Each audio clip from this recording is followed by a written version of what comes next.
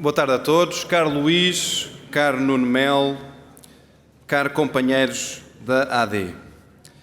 A educação vive um período turbulento. Desde 2016, as políticas públicas ignoraram problemas que exigiam soluções reformistas. E de tanto adiar, esses problemas engrandeceram e afetam hoje o funcionamento das escolas e a aprendizagem dos alunos. Lidamos com um enorme desafio de escassez de professores.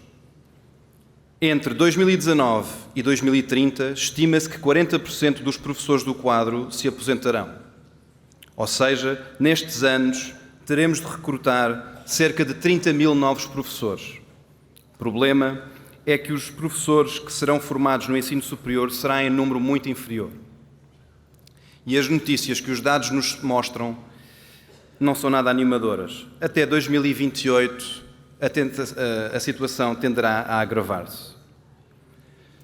Todos sabíamos que isto iria acontecer. Portugal é o país europeu com o maior índice de envelhecimento dos seus professores. Em 2020, para cada professor de 30 anos, havia 28 professores com mais de 50 anos de idade. Para vos dar uma noção do quão isto é grave, isto é 6 vezes mais do que a média da União Europeia. Lembro também que a situação de mal-estar entre os professores não se resume apenas à idade. De acordo com o TALIS, que é um inquérito da OCDE, os professores portugueses são os campeões internacionais do sucesso do stress profissional. Estão desgastados pela sobrecarga de trabalho burocrático e administrativo. O que, dito por outras palavras, significa o seguinte: aquilo que o sistema educativo exige dos seus professores não é proporcional e não é justo.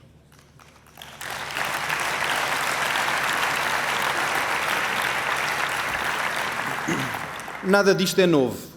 Os dados eram conhecidos, os diagnósticos estavam feitos e era preciso ter agido. Mas desde 2016, os governos PS foram adiando. Quando agiram, era tarde demais. O governo deixou as escolas ficarem sob aflição antes de acordar para o problema de escassez de professores.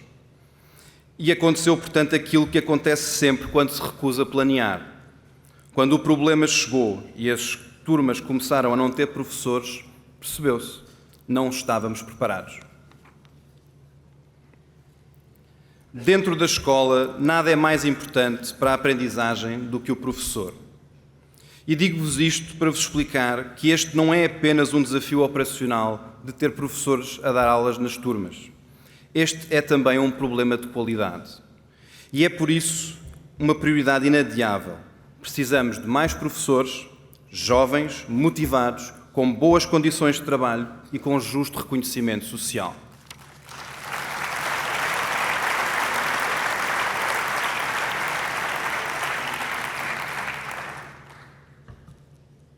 O que temos de fazer? Desde logo, temos de devolver aos professores o tempo de carreira congelado.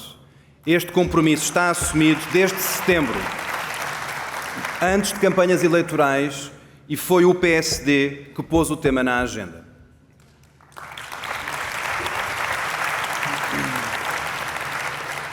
Temos de reduzir a burocracia para que os professores tenham tempo para ensinar, conhecer os seus alunos e ajudá-los a superar dificuldades. Não é legítimo sobrecarregar os professores com longuíssimos horários e depois exigir-lhes capacidade para ajudar individualmente cada um dos seus alunos. Temos de investir na carreira docente para que esta reconheça o mérito e seja apelativa para os mais jovens e para os mais qualificados. E porque a escassez de professores nos trará anos muito difíceis, temos de encontrar soluções transitórias de recrutamento, mas temos que o fazer com uma condição: não podemos comprometer a qualidade pedagógica, porque não é, afinal de contas, qualquer pessoa que pode ser professor.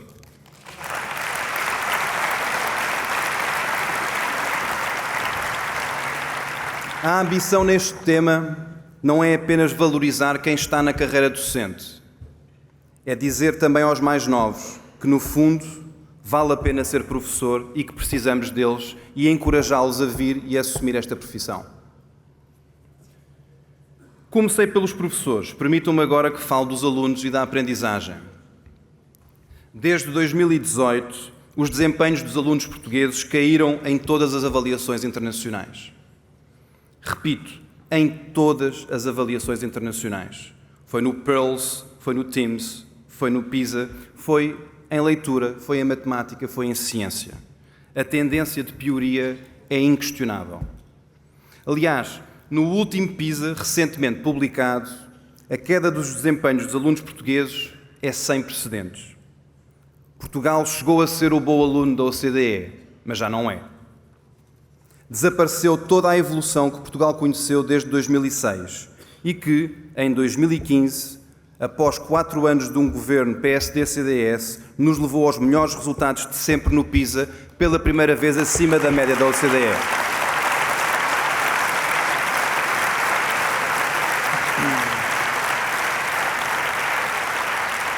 Muitos tentaram convencer-nos que tudo o que correu mal se deveu à pandemia, mas não é verdade. A queda dos desempenhos dos alunos começou muito antes e aparece nas avaliações internacionais a partir de 2018. E mesmo no PISA 2022, a queda dos alunos portugueses foi superior à queda média dos países da OCDE. Ninguém tem dúvidas. A pandemia teve um impacto brutal na aprendizagem. Mas também há fatores nacionais a empurrar os resultados para baixo e não os podemos ignorar. Muita coisa falhou para aqui termos chegado. Primeiro, falhou a monitorização da aprendizagem. O Governo acabou com provas finais de ciclo do ensino básico e, no seu lugar, introduziu provas de aferição que, a meio dos ciclos, se revelaram pouco úteis para as escolas e pouco úteis para o diagnóstico do sistema. E os resultados chegaram sempre tarde e às más horas para os professores ajudarem os seus alunos. Passámos a navegar às escuras, sujeitos a narrativas ilusórias sobre o sucesso da aprendizagem dos alunos. Felizmente, hoje, com o PISA, sabemos que essas narrativas são falsas. Em segundo lugar, falhou a revisão do currículo. O Governo alterou tudo e alterou sempre no mesmo sentido. Reduziu as expectativas sobre a aprendizagem dos alunos. Baixou-se a fasquia, desistiu-se da excelência, eliminaram-se as metas curriculares. E, no final, aquilo que era uma síntese curricular, as aprendizagens essenciais, passaram a ser o currículo único. Em terceiro, falhou a recuperação da aprendizagem pós-pandemia. E falhou clamorosamente. No momento crítico, após o maior dano na aprendizagem que há memória, o Governo foi incapaz de implementar um plano de recuperação eficaz. É o Tribunal de Contas que o afirma. O Governo não definiu objetivos, não estipulou metas, não mediu resultados, não controlou a despesa e não afetou os recursos necessários.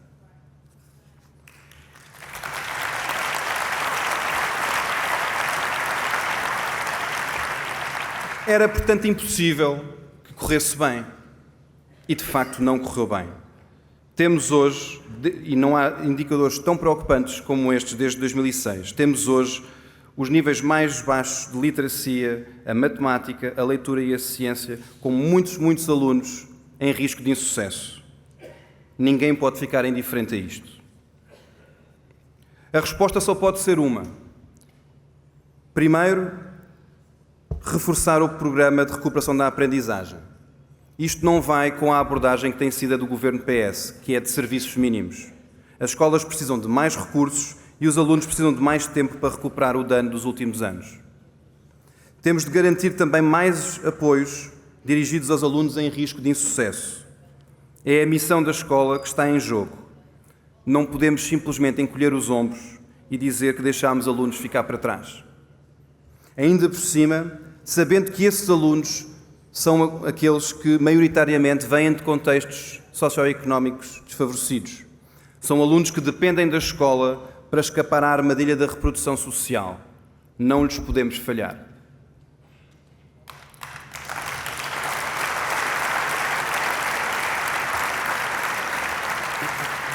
Temos de assegurar também o acesso universal ao pré-escolar logo a partir dos 3 anos de idade. e, se necessário, recorrendo ao privado. Ao contrário do Partido Socialista, que fez esta promessa e não a cumpriu, não devemos ter preconceitos com o privado e não podemos deixar que crianças fiquem sem acesso ao pré-escolar só por motivos ideológicos.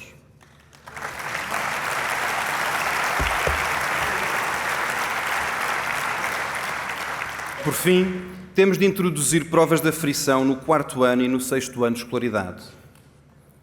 Para ser eficaz,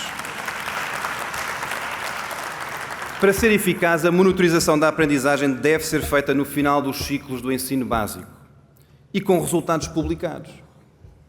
É precisamente porque nós precisamos de diagnósticos úteis e comparáveis e porque essa informação é necessária para orientar políticas públicas. Sem ela, continuaremos às escuras.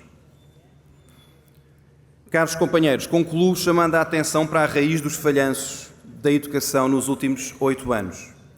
Abandonaram-se as evidências e optou-se por navegação à vista.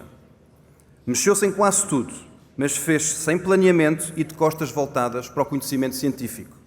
E os resultados estão à vista. Deu asneira. Por isso vos digo, a mudança que se deve defender começa aqui. Devolver à educação a serenidade, o diálogo, o planeamento e a prospeção de que necessita.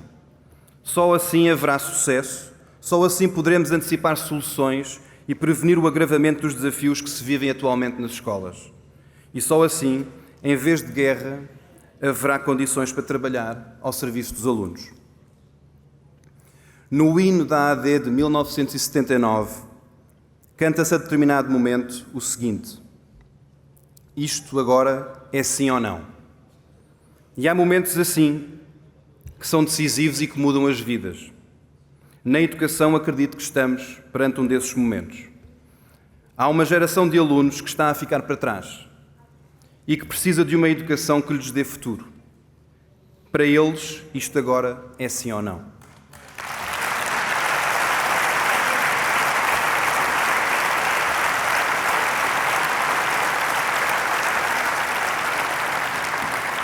Compete-nos a nós dizer que sim. Sim, queremos investir nos professores e trabalhar para lhes devolver o justo reconhecimento social. Sim, queremos alunos a aprender, a ter o verdadeiro sucesso escolar e a superar expectativas. Sim, queremos que a escola seja o elevador social que a sociedade portuguesa reclama. E sim, queremos uma escola de excelência, ao serviço de todos e uma em que ninguém fica para trás. É esse o compromisso que nos une aqui hoje e é nesse sentido que acho que vamos trabalhar e conseguir vencer. Viva a AD!